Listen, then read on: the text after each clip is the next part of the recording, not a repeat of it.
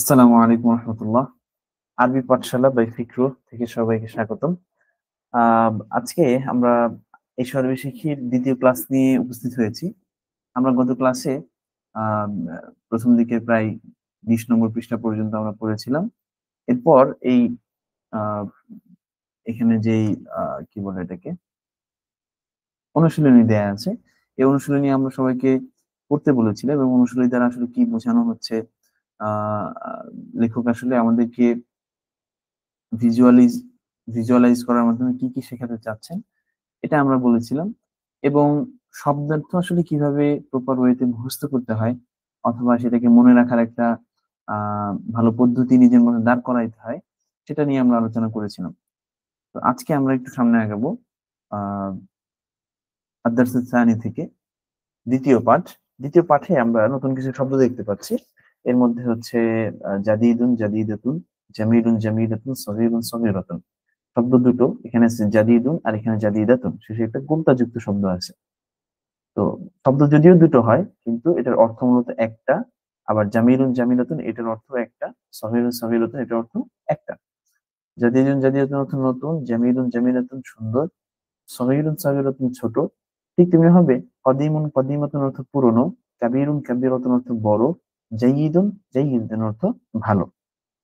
এখন এগুলোর কাজ কি? এগুলোর কাজ হচ্ছে এগুলো শব্দের গুণ বর্ণনা করে। তো গুণ বর্ণনা করে, গুণ বর্ণনা করার আহ অনেকগুলো পদ্ধতি আছে, অনেকগুলো আহ নিয়মাবলী আছে। সেগুলো জানার পূর্বে আমরা জানবো যে কিছু শব্দ আছে যেটা আরবি বাক্যে একটা ইসিমের জন্য গুণ হিসেবে ব্যবহার হয়, যেটাকে আরবিতে বলা হয় সিফাত। সিফাত হচ্ছে শাব্দিক অর্থ হচ্ছে বৈশিষ্ট্য, গুণ। আমরা যেটাকে বাংলায় বিশেষ্য বলি সেটা হচ্ছে সিফাত। অর্থাৎ কোন একটা ইসিমের জন্য যখন কোনো কিছু গুণ বোঝানোর জন্য আসবে, কোনো বৈশিষ্ট্য বোঝানোর জন্য আসবে, সংখ্যা বোঝানোর জন্য আসবে, কোনো কোনো ক্ষেত্রে রং বোঝানোর জন্য আসবে, এই জিনিসগুলো যখন বোঝাতে আসবে তখন সেটাকে আমরা সিফাত বলবো। এই সিফাতের অনেকগুলো ধরন, অনেকগুলো প্রকার রয়েছে। এর মধ্যে প্রকারগুলো বা ধরনগুলো না পড়ে আমরা বেসিক ভাবে সিফাতটা শেখার জন্য উনি সরাসরি এখানে কিছু শব্দ দিয়ে দিয়েছেন যে শব্দগুলো সিফাত হিসেবে ব্যবহার হয়। যেমন কদিমুন মানে পুরাতন, আর বাইতুন মানে হচ্ছে বাড়ি, আমরা পড়ে আসছি। তো বাইতুন কদিমুন মানে হচ্ছে পুরাতন বাড়ি। ঠিক তেমনি ভাবে বাইতুন কাবিরুন মানে হচ্ছে বড় বাড়ি, বাইতুন জাইয়িদুন ভালো বাড়ি, বাইতুন জাদিদুন নতুন বাড়ি, বাইতুন জামিলুন সুন্দর বাড়ি, বাইতুন সগীরুন ছোট বাড়ি। ঠিক আছে? তো এই যে প্রত্যেকটা শব্দ আমি যে বাইতুনের পরে আনলাম, এই শব্দটা এসে বাইতুনের একটা বৈশিষ্ট্য বোঝাচ্ছে, বাইতুনের একটা গুণ বোঝাচ্ছে, অথবা বাইতুনের কোনো একটা অবস্থা বোঝাচ্ছে। এই যে আকার আকৃতি সহ যে সকল অবস্থা আছে এগুলো বোঝাচ্ছে। এই যে বাইতুন বা বাড়ির যে অবস্থা বোঝালো, গুণ বৈশিষ্ট্য বোঝালো, এটা হচ্ছে আরবিতে বলা হয় এটাকে সিফাত। এই শব্দগুলো সিফাত হতে পারে। খেয়াল করতে হবে আমি কি বলতেছি, যে এই শব্দগুলো সিফাত হতে পারে। সব জায়গায় সিফাত হতে হবে বিষয়টা এরকম না, এবং এই শব্দগুলো যেখানেই আসবে সেখানেই সিফাত হবে, এগুলো কোনো বিষয় নেই। তবে এই শব্দগুলো সিফাত হতে পারে। এখন কথা হচ্ছে এই শব্দগুলো সিফাত হতে পারে, তার মানে কি পৃথিবীতে এমন কোন শব্দ আছে যেগুলো সিফাত হতে পারে না? হ্যাঁ, এমন অনেক ইসিম আছে যেগুলো সিফাত হতে পারে না। এটা ইনশাল্লাহ আমরা সামনে কখনো সিফাত হওয়ার যোগ্যতা রাখে এমন কি কি ইসিম রয়েছে এগুলো নিয়ে যখন আলোচনা করবো তখন এগুলো আমরা ইনশাল্লাহ বলবো। তো আমরা দেখবো যে অনেক ধরনের ইসিম আছে যেগুলো কখনোই সিফাত হতে পারে না। আবার অনেক ধরনের নির্দিষ্ট কিছু ইসিম আছে যেগুলো সিফাত হতে পারে। এই যে সিফাত হতে পারে এমন শব্দগুলো নির্দিষ্ট, কিন্তু এই শব্দগুলো সব সময় বাক্যের মধ্যে আসা মাত্রই সেগুলো সিফাত হতে হবে। কোনো একটা বিষয়ের গুণ বৈশিষ্ট্য বোঝানোর ক্ষেত্রে সেই সিফাত মানে পারিভাষিক যে সিফাত, সেই সিফাত হতে হবে, বিষয়টা কখনো এরকম নয়। ঠিক আছে? তো এরপরে উদাহরণের দিকে যদি আমরা একটু খেয়াল করি, কিতাবুন জাদিদুন। তো কিতাবুন অর্থ বই, বাইতুন অর্থ যেমন বাড়ি ছিল, কিতাবুন অর্থ বই, জাদিদুন মানে নতুন। আর কিতাবুন অর্থ যেহেতু একটি কিতাব বা একটি বই, এটা আমরা ইতিপূর্বে পড়ে এসেছি। আর জাদিদুন অর্থ নতুন, তো এই নতুন শব্দটা এখানে যুক্ত হয়ে গেছে মাঝখানে। এখন কথা হচ্ছে এটার অর্থ করার পদ্ধতি কি? অর্থ করার পদ্ধতি হচ্ছে আমরা যদি বাংলা বাক্যে দেখি এই কিতাবুন শব্দটা আগে এসেছে, আর আমরা যেটাকে সিফাত বলতেছি জাদিদুন, এই শব্দটা পরে এসেছে। তো আমি এখানে ধরে নিব এটা সিফাত, আর সিফাতটা যার গুণ বোঝাবে তাকে বলা হবে মাউসুফ। ঠিক আছে? তাহলে এটা মাউসুফ, এটা হচ্ছে সিফাত। তো মাউসুফ মানে গুণান্বিত যে বস্তু, বৈশিষ্ট্যমণ্ডিত যে ব্যক্তি, বস্তু যেটাই বলি না কেন, এটাকে বলা হয় মাউসুফ, মানে যার সিফাত বলা হয়েছে। তো এই মাউসুফটা আরবি বাক্যে আগে আসে, শুরুতে আসে। আমরা এই পাশ থেকে যখন লেখা শুরু করব তখন কিতাবনটাকে আগে লিখেছি, তারপর জাদিদুন। কিন্তু বাংলা বাক্যে সিফাতটা আগে আসবে, অর্থাৎ যে গুণবাচক যে শব্দটা, বৈশিষ্ট্যমূলক যে শব্দটা, সেই শব্দটা আগে আসবে। যেমন বই শব্দটা পরে এসেছে, নতুন শব্দটা আগে এসেছে। আর একটি, যদি এটা নাকেরা হয়, মানে কিতাবুনটাও নাকেরা, জাদিদুনটাও নাকেরা, এরকম যে নাকেরা নাকেরা হয়ে আসে, তাহলে প্রথমে একটা একটি যুক্ত হবে। আর যদি মারিফা হয় তাহলে শেষে একটা টি যুক্ত হবে। ঠিক আছে? যদি এমন হতো আল কিতাব, আল জাদিদু, মানে দুটোতেই যদি আলিফ লাম থাকতো, তাহলে আমরা বলতাম নতুন বইটি। আর যখন আলিফ লাম থাকবে না, দুটোই নাকেরা থাকবে, অর্থাৎ অনির্দিষ্ট শব্দ হিসেবে থাকবে, তখন আমরা বলবো একটি নতুন বই। এটা এক্সট্রা যুক্ত হবে, এটা কখনো থাকবে কখনো থাকবে না। ঠিক আছে? তাহলে আমরা কি বুঝতে পারলাম, যে পৃথিবীতে অনেক শব্দ এমন আছে যেগুলো সিফাত হতে পারে, বাক্যে আসা মাত্রই সেগুলো সিফাত হওয়া জরুরি না, বরং সিফাত হতে পারে, সিফাত হওয়ার যোগ্যতা তাদের মধ্যে আছে। আর আরবি বাক্যে মাউসুফ মানে যার গুণ বলা হচ্ছে সে আগে আসবে, জাদিদুন মানে যে সিফাত সেটা হচ্ছে পরে আসবে। বাংলা বাক্যে তার উল্টো, অর্থাৎ সিফাতটা আগে আসবে এবং মাউসুফটা বাংলা বাক্যে অর্থ করার সময় সেটা পরে আসবে। এর পরের অংশটা যদি আমরা দেখি, এর পরের অংশ হচ্ছে কুররাসাতুন জাদিদাতুন।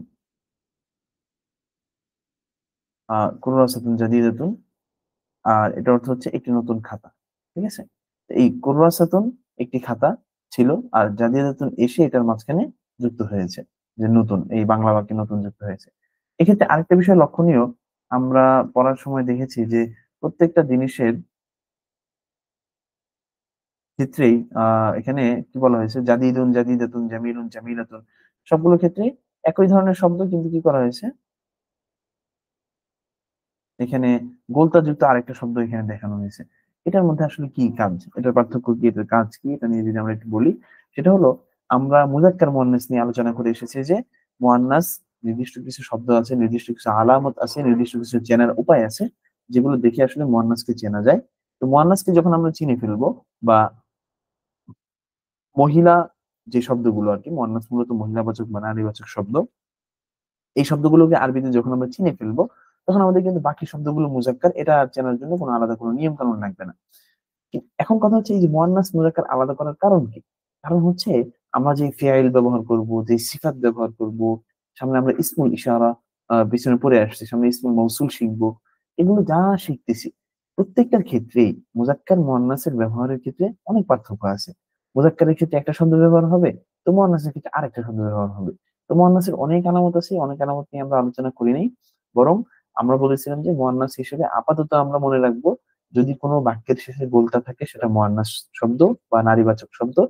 আর কোন শব্দ যদি মহিলার নাম বোঝায় সেটা হচ্ছে একটা মুয়ান্নাস শব্দ। আপাতত এই দুইটা নিয়ম আমরা করেছি, সামনে গিয়ে ইনশাআল্লাহ আরো অনেক নিয়ম কানুন যুক্ত হবে।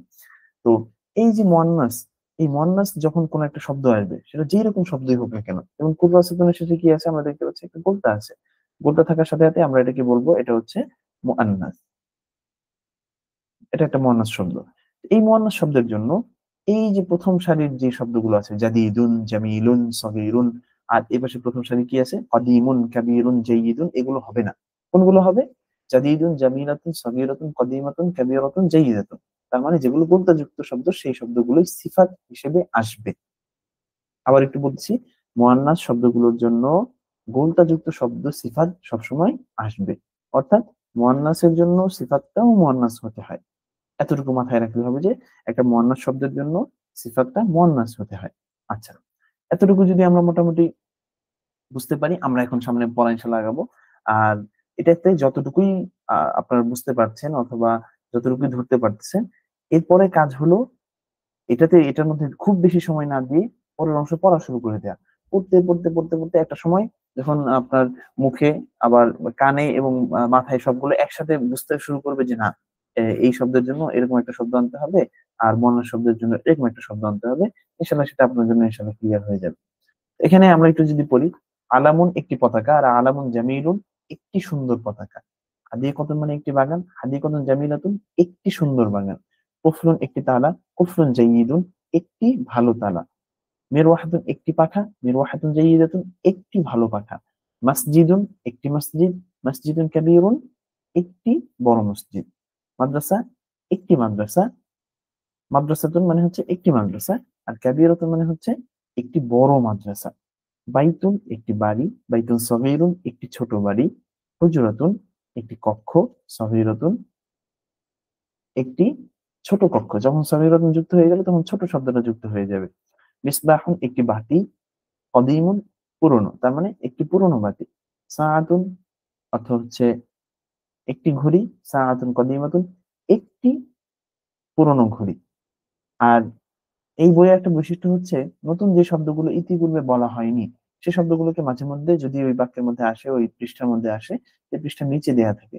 যেমন আলামুন আমরা পড়ে আসিনি, তারপর মিরওয়াহাতুন, হাদিকাতুন, এই শব্দগুলোর অর্থ মুখস্থ করে ফেলতে হবে। শব্দ অর্থ মুখস্থ করার সেই পদ্ধতি অবশ্যই মনে থাকার কথা। শব্দ অর্থ প্রথমে আহ দেখে দেখে যে আলামুন একটি পতাকা, আলামুন একটি পতাকা করে ফেলতে হবে, একটি পতাকা আলামুন। তারপরে এই অংশটা হাত দিয়ে আটকে রেখে তারপরে বলতে হবে এটা কি, আহ আলামুন অর্থ কি, একটি পতাকা। আবার এই অংশে হাত রেখে তারপর মুখস্থ করতে হবে যে একটি পতাকা এটার আরবি কি হবে, আলামুন। এতটুকু পড়া শেষ, প্রত্যেকটা শব্দ এরকম পড়তে হবে। পড়ার পরে অবশ্যই আপনাকে এই অংশটুকু লিখতে হবে। যেমন আপনি দেখে দেখে, আমি ধরে নিলাম যে আপনি দেখে দেখে হচ্ছে এখানে তুলছেন যে একটি পতাকা, ঠিক আছে। তারপর হচ্ছে আর তারপর এরকম আরো অনেকগুলো শব্দ আপনি তুলছেন, তোলার পরে এই পাশে লিখতে হবে যে আলামুন। এই পাশে আপনি ধরেন আমি ধরে নিলাম যে এই পাশে আপনি লিখছেন একটি বই, তাহলে কি লিখতে হবে, কিতাবুন, মুখস্থ লিখতে হবে। আপনি এই পাশে লিখছেন একটি বাগান, তাহলে কি লিখতে হবে, হাদিকাতুন। এই যে জিনিসগুলো, এই অংশগুলো যদি আপনি লিখে লিখে লিখে লিখে শেষ করেন, ইনশাআল্লাহ আপনার এই শব্দগুলো মনে থাকবে এবং পরবর্তীতে বাক্যের মধ্যে ব্যবহার করতে হবে। যখন আপনাকে বলা হচ্ছে যে আপনি 10টা মাউসের সিফাত নিজের থেকে লেখেন, তখন আপনি এই শব্দগুলো ব্যবহার করেন। এই শব্দগুলো ব্যবহার করার সাথে সাথে আপনার মধ্যে কি আসবে, এই শব্দগুলো যে কি অর্থে প্রকাশ পায় এবং কোন কোন হালতে এটা, কোন কোন অবস্থায় এটা আমি বলতে পারি, এগুলো ইনশাআল্লাহ আপনার মুখস্থ হয়ে যাবে ইনশাআল্লাহ। এরপর এখন দেখেন এখানে কি বলছে, যে আমরা যে শব্দগুলো পড়ে আসছি, কিছু কিছু গুণবাচক শব্দ পড়ে আসছি, কিছু কিছু হচ্ছে স্বাভাবিক ইসিম পড়ে আসছি। সেই শব্দগুলোর সাথে একে অপরের সাথে আমরা কোনোটার ক্ষেত্রে গুণবাচক শব্দ বসাবো, কোনোটার ক্ষেত্রে আমরা হচ্ছে মূল ইসিম বসাবো। যেমন মিজল্লাতুন মানে হচ্ছে ছাতা, একটি ছাতা। মিজল্লাতুন একটি ছাতা, ছাতাটা কি হতে পারে, নতুন হতে পারে।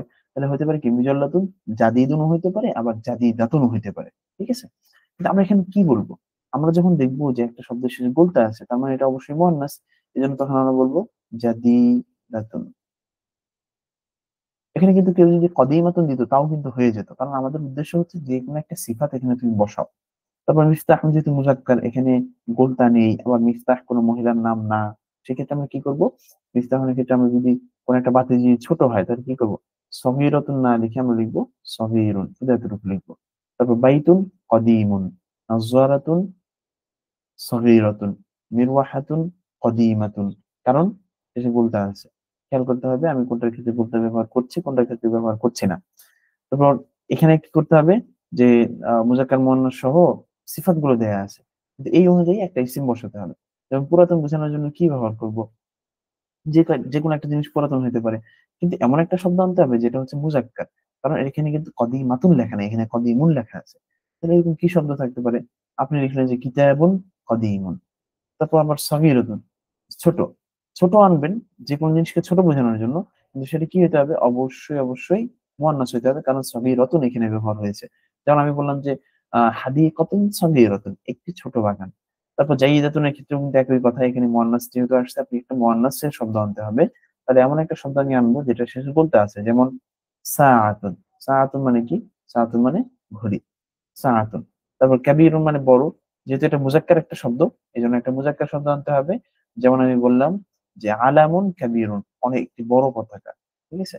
তারপর জামিলুন শব্দটাও যেহেতু মুজাক্কার, এক্ষেত্রে আমাকে কি করতে হবে, মুজাক্কারের শব্দ আনতে হবে। যেমন আমি বললাম বাইতুন জামিলুন অথবা বাবুন জামিলুন। এই প্রত্যেকটা ভালো করে বুঝে পড়তে হবে। একটা পৃষ্ঠা যদি আপনি না বুঝতে পারেন, সেটা পিছনে আরেকটু সময় দেন, বুঝে তারপরে সামনের পৃষ্ঠায় আগান। এরপর জিম অংশে কি এখানে বলছে যে একটা শব্দ দেওয়া থাকবে, অনেক ক্ষেত্রে শব্দ না দিয়ে সিফাত দেওয়া থাকবে, আবার শব্দ শব্দ আবার এখানে সিফাত দেওয়া আছে। এই অনুযায়ী এই ফাঁকা জায়গাগুলো আপনাকে পূরণ করতে হবে। এগুলো আমি বলে দিব না, এগুলো আপনারা নিজে অবশ্যই লিখে লিখে প্র্যাকটিস করবেন। আচ্ছা, এরপর এখন খেয়াল করুন যে আমরা ইতিপূর্বে এতটুকু পড়ে আসছি। এই যে এতটুকু আমরা পড়ে আসছি যে হাদা কিতাবুন আর হাদিহি সাআতুন। হাদা হাদিহির ব্যবহার আমরা ইতিপূর্বে পড়ে আসছি। হাদা কাছের জিনিসকে বোঝানোর ক্ষেত্রে মুজাক্কার শব্দের ক্ষেত্রে ব্যবহার হয়। তাহলে কাছের জিনিস এবং মুজাক্কার হলেই তখন হাদা হবে। আবার কাছের জিনিস মুয়ান্নাস হলে তখন হাদিহি হবে। ঠিক আছে? আবার দূরের জিনিস মুজাক্কার হলে যালিকা হবে, দূরের জিনিস মুয়ান্নাস হলে তিলকা হবে। এতটুকু আমরা পড়ে আসছি। এখন এই যে প্রত্যেকটা ক্ষেত্রে কিন্তু আমরা একটা শেষে একটা ইসিম ব্যবহার করছি। হাদা কিতাবুন, হাদা বাবুন, হাদা আলামুন, তারপর হচ্ছে আহ হাদা কলামুন, বিভিন্ন ধরনের শব্দ আমরা কিন্তু ইতিপূর্বে পড়ে আসছি। আর একটু আগে আমরা কি পড়লাম? একটু আগে আমরা পড়ে আসলাম, আমি যদি এটা একটু মুছে দেই, একটু আগে আমরা কিন্তু এই অংশটা পড়ে আসছি যে এখান থেকে এতটুকু পড়ে আসছি যে একটা শব্দের সাথে কি যুক্ত হতে পারে, একটা শব্দের সাথে সিফাত যুক্ত হতে পারে। ইতিপূর্বে আমরা বলে আসলাম যে একটা শব্দের সাথে কি যুক্ত হতে পারে, সিফাত যুক্ত হতে পারে। তো সিফাত যুক্ত হওয়ার জন্য শর্ত হচ্ছে এই যে শব্দটা দেখতে পাচ্ছি, এই শব্দটা যদি মুজাক্কার হয় তাহলে মুজাক্কারে সিফাত বসবে, আর এই শব্দটা যদি মুয়ান্নাস হয় তাহলে শেষে গুরতা যুক্ত একটা সিফাত বসবে। ঠিক আছে? এটা যেহেতু মুজাক্কার, এই কারণে জাদিদুন। এটা যদি মুজাক্কার না হয়ে মুয়ান্নাস হতো তাহলে কি হতো, দুইটা পরিবর্তন হতো, হাজার জায়গায় হাদিহি হতো, আর হচ্ছে জাদিদুনের জায়গায় জাদিদাতুন হতো। তার মানে মুজাক্কার মুয়ান্নাস বোঝাটা আমাদের বাক্য লেখার ক্ষেত্রে, বলার ক্ষেত্রে, বোঝার ক্ষেত্রে অনেকটা বেশি গুরুত্বপূর্ণ। এটাকে অবশ্যই গুরুত্বের সাথে দেখতে হবে। আমরা চেষ্টা করব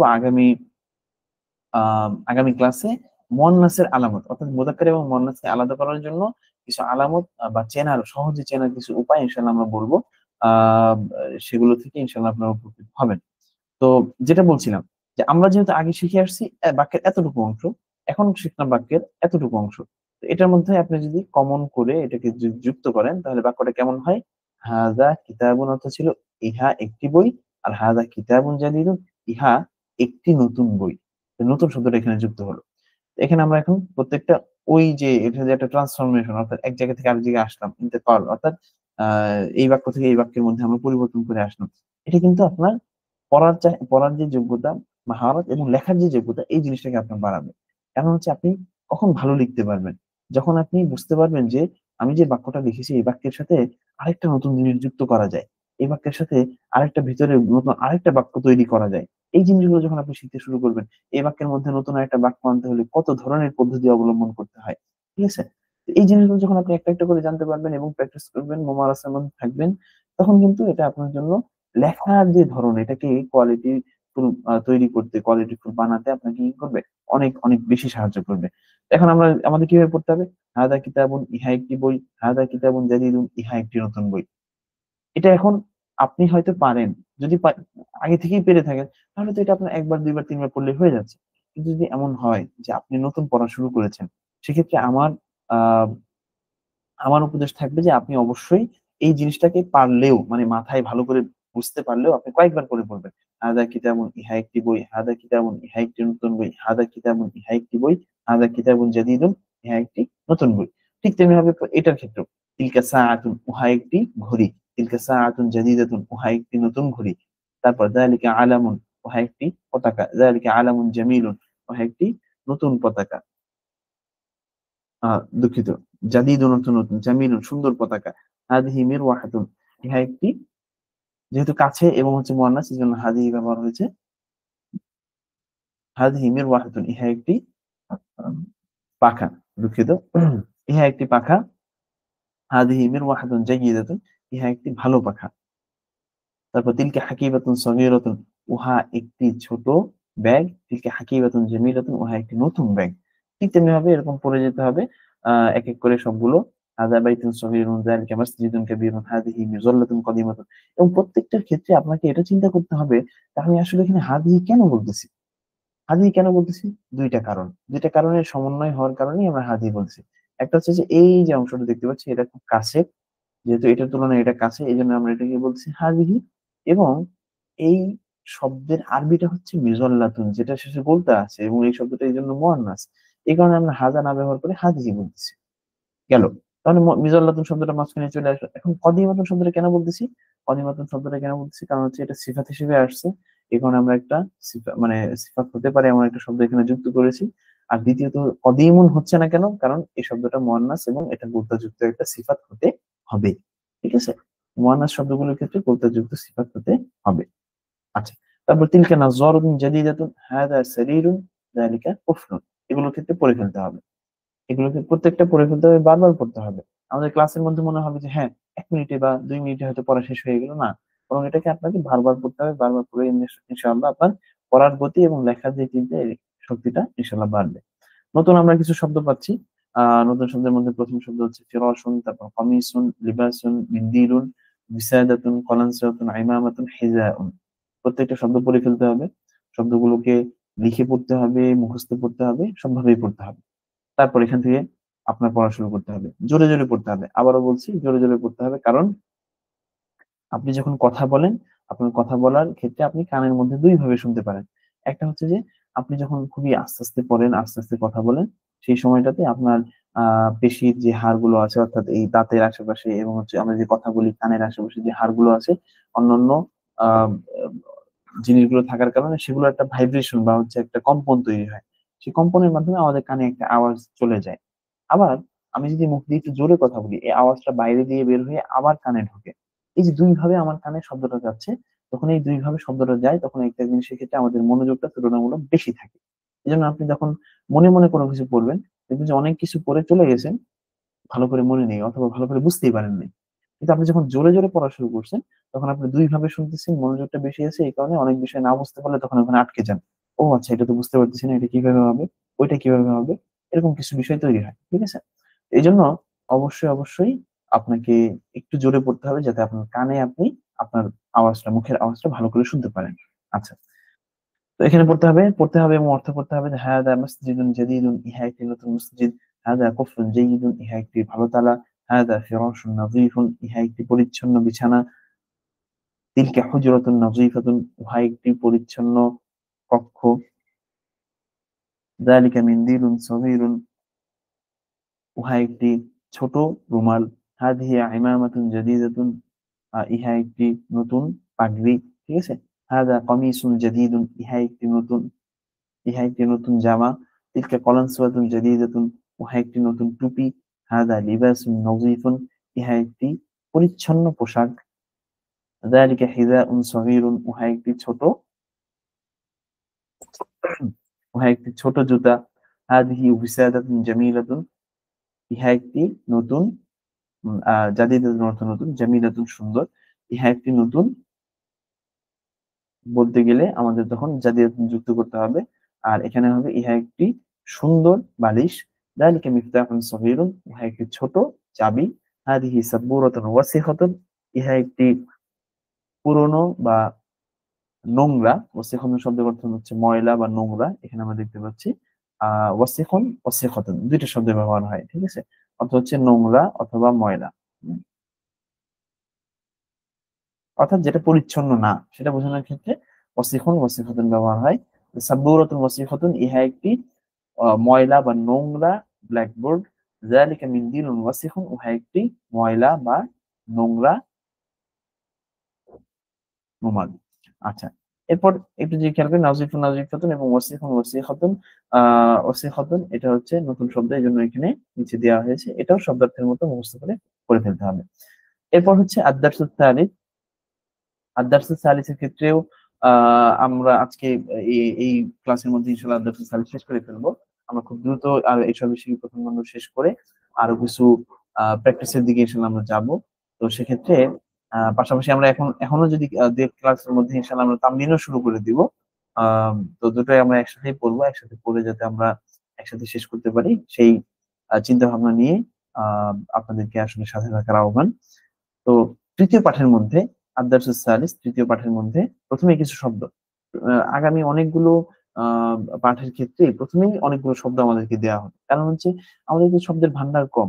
তো এই শব্দগুলো যদি আমরা একই শব্দ বাবুন বাইতুন কলামুন যদি প্রতিদিন ব্যবহার করি, তাহলে তো আমাদের শব্দের যে পরিধি, আমাদের শব্দার্থের যে পরিধি, এই পরিধিটা বাড়ছে না। এই পরিধিটা বাড়ানোর জন্য প্রত্যেকটা ক্ষেত্রে উনি শব্দ দিয়ে আমাদেরকে বোঝানোর চেষ্টা করেছেন। কিন্তু শব্দ দেওয়ার ক্ষেত্রে এক এক সময় এক এক রকম ভাবে তিনি দিয়েছেন। যেমন আমরা প্রথমে পড়ে আসছি কিছু সাধারণ কিছু শব্দ পড়ে আসছি, তারপরে উনি সিফাতের শব্দগুলো নিয়ে আসলেন, যে শব্দগুলো কি হয়, দুটো ভার্সন হয়, মানে আহ দুটো জিনিস হয়, অর্থাৎ একটা মুয়ান্নাস হয়, একটা মুজাক্কার হয়, দুটো ভার্সন আলাদা আলাদা হয়। এখন কিছু শব্দ এখানে উনি নিয়ে আসছেন যেগুলো দুটো, মানে যে ইসিমটা দুই রকম হয়, একটা মুজাক্কার হতে পারে আবার একটা মুয়ান্নাস হতে পারে। যেমন আমরা কিন্তু আগে পড়ে আসছি বাবুন, এই বাবুন শব্দটা মুজাক্কার, এটা কিন্তু কোনো মুয়ান্নাস কোনো ভার্সন নেই। ঠিক তেমনি হবে কলামুন, এটা কোনো মুয়ান্নাস ভার্সন নেই। কিন্তু এমন অনেক শব্দ আছে যেগুলো মুয়ান্নাস হতে পারে, যেমন তিলমিদুন অর্থাৎ একজন ছাত্র, তিলমিদাতুন শেষে গোলতা যুক্ত অর্থ হচ্ছে একজন ছাত্রী, মুআল্লিমুন অর্থ একজন শিক্ষক, মুআল্লিমুন একজন শিক্ষিকা, ওয়ালাদুন একটি ছেলে, এটার মুয়ান্নাস ভার্সন হচ্ছে বিনতুন একটি একটি মেয়ে। ঠিক আছে।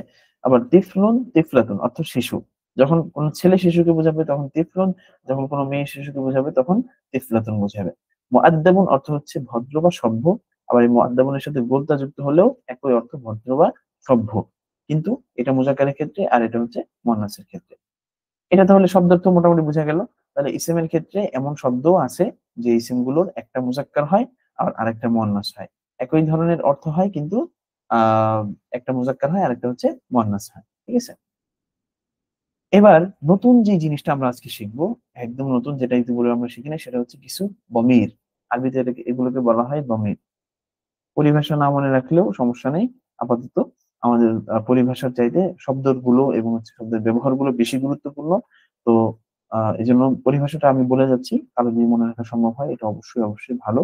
তো দমির বলা হয়, অন্য শব্দে আল মুদমারাত বলা হয়।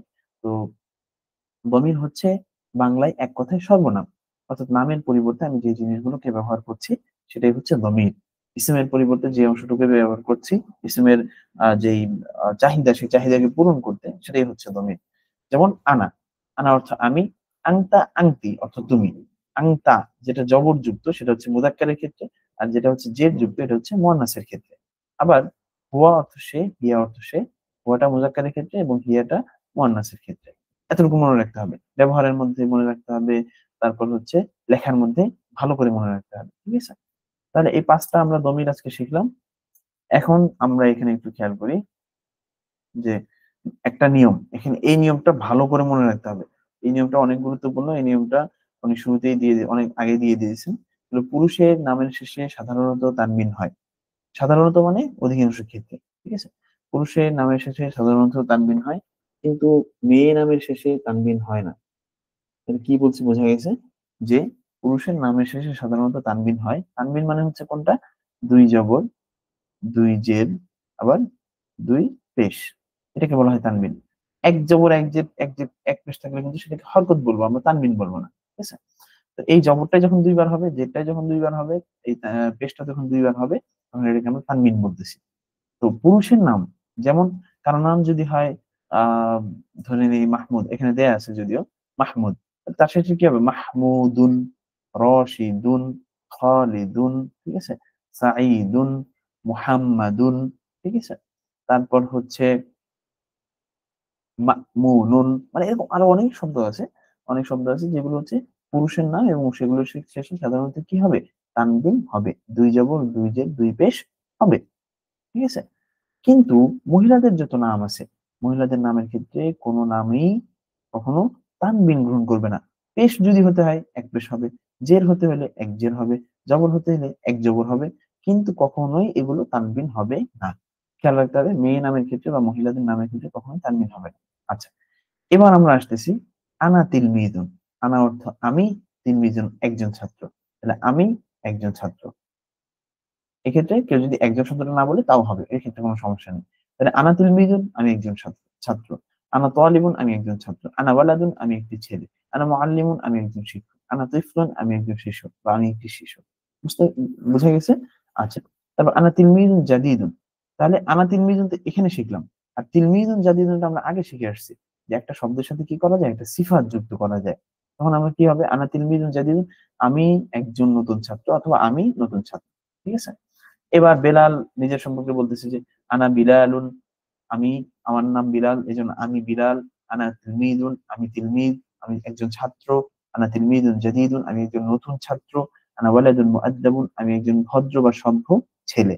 আয়েশা বলতেছে কি, আনা আয়েশা, এখানে খেয়াল করতে হবে, আনা আয়েশা তু, এক পেশ হয়েছে, কারণ মহিলাদের নামের শেষে কখনোই তানবিন হয় না।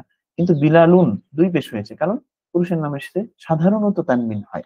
আনা তিলমিজাতুন, আমি একজন ছাত্রী। আনা তিলমিজাতুন জাদিদাতুন, আমি একজন নতুন ছাত্রী। আনা বিনতুন মুআদ্দাবাতুন, আমি একজন ভদ্র বা সভ্য মেয়ে। এরকম রাশেদ কি বলেছে, ফাতেমা তার নিজের সম্পর্কে কি বলেছে, এটা পড়তে হবে। পড়ার পরে আপনার কাজ হলো আপনার সম্পর্কে একটা জিনিস লেখা। আপনার নাম আমি ধরে নিলাম মোহাম্মদ, তাহলে মোহাম্মদ কি লিখবে, যে আনা মুহাম্মাদুন, এখানে লিখবে যে আনা মুহাম্মাদুন, আনা তিলমিদুন, আনা তিলমিদুন তাইয়িবুন, আনা তিলমিদুন কদিমুন, আনা তিলমিদুন জাদীদুন, আনা তিলমিদুন জাইদুন। যে কোনো শব্দ কিন্তু আপনি প্রয়োগ করতে পারেন। এখানে জাদীদুন দিতে হবে বিষয়টা এরকম না। আপনি যদি পুরনো ছাত্র হয়ে থাকেন তাহলে আনা তিলমিদুন কদিমুন, আপনি যদি বড় ছাত্র হয়ে থাকেন তাহলে আনা তিলমিদুন কাবীরুন। ঠিক আছে? আবার আনা ওয়ালাদুন মুআদ্দাবুন, ঠিক আছে, আনা ওয়ালাদুন মুআদ্দাবুন। আর যদি আপনি মেয়ে হয়ে থাকেন তাহলে আনা বিনতুন মুআদ্দাবাতুন। এই জিনিসগুলো আপনি নিজের সম্পর্কে লিখবেন। একটা দিন আবার মনে রাখবেন যে মুমারাসা বা অনুশীলনটা এমন, আপনি যত ছোট জিনিস, যত এই জিনিসটাকে যতই তুচ্ছ মনে করেন না কেন, আপনি যখন এই একই জিনিসটাকে দুইবার তিনবার লিখবেন, এই জিনিসটা আপনার মধ্যে নতুন আরেকটা জিনিস চিন্তা করার, নতুন আরেকটা জিনিস লেখার আপনার সেই শক্তিটা ইনশাল্লাহ তৈরি করে দিবে। ঠিক আছে? তো এরকম যখন রাশেদ বেলাল সম্পর্কে বলবে, তখন আমরা দেখতেছি যে হুয়া চলে আসতেছে। অর্থাৎ যখন একজন ব্যক্তি অন্য কারো সম্পর্কে বলবে, তখন আসতেছে হুয়া। অন্য কারো সম্পর্কে বললে হুয়া অথবা হিয়া। সেই যার সম্পর্কে আমি বলতেছি, সে যদি পুরুষ হয় তাহলে হুয়া, আর সে যদি মহিলা হয় তাহলে হিয়া হবে। এইভাবে করে এই যে পরের অংশটুকু, এই পরের অংশটুকু আপনাদের পড়তে হবে, খুব ভালো করে পড়তে হবে, যে এই অংশটুকু পড়তে হবে এবং এই অংশটুকু ভালো করে পড়তে হবে। এটা একটা অনুশীলনীর মতো, এই অংশটুকু আমি বলবো না, এই অংশটুকু আপনারা নিজেরা পড়বেন। এক্ষেত্রে ছোট্ট একটা জিনিস বলে দেই, এখানে যেমন বিলালুন দেয়া আছে, তার মানে পুরুষের নামের শেষে দুই পেশ হবে, মাজিদুন হবে। কিন্তু জাইনাব এটা তো একটা মহিলার নাম, তাহলে এখানে কি হবে, জাইনাবু। এতটুকু বলে দিলাম, বাকি যেই দুই লাইন আছে এই পুরোটাই আপনারা ভালো করে পড়তে হবে। তারপর এই অংশের মধ্যে ছোট্ট একটা বিষয় আসছে, সেটা হলো মানুষকে আমরা ডাক দিই। ডাক দেওয়ার ক্ষেত্রে আরবিতে অনেকগুলো শব্দ হরফ ব্যবহার হয়। এর মধ্যে একটা হচ্ছে ইয়া, যেমন আমি বলছি ইয়া মুহাম্মাদু, হে মুহাম্মদ।